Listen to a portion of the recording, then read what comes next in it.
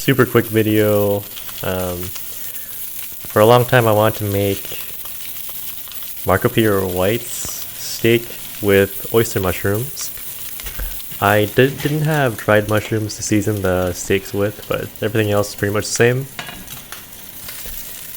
And the beginning footage is kind of boring. It's just me salting the steak, putting it in the fridge, and then putting it in the oven in a very, very low heat until the internal temp is 120. And then here I'm frying the steak for 35 seconds per side. And then once that's done, I will cook the sides for a quick second and then put in my oyster mushrooms. And what I didn't realize in Marco Polo White's video is that he cuts the oyster mushrooms super thin off camera, so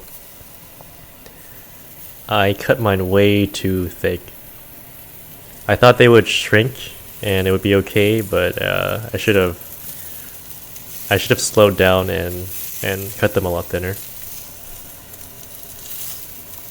Also, oyster mushrooms and porcini mushrooms, I think, are the only mushrooms that taste good just by themselves. Nothing else added, just a little bit of seasoning. And I actually thought it would be more interesting to season them with oyster sauce. Just a tiny bit. Oyster mushrooms, oyster sauce. Oyster mushrooms don't taste like oysters, but yeah, it was still pretty good. And this is my first time trying Lee Kun Hee oyster sauce, the more expensive one with the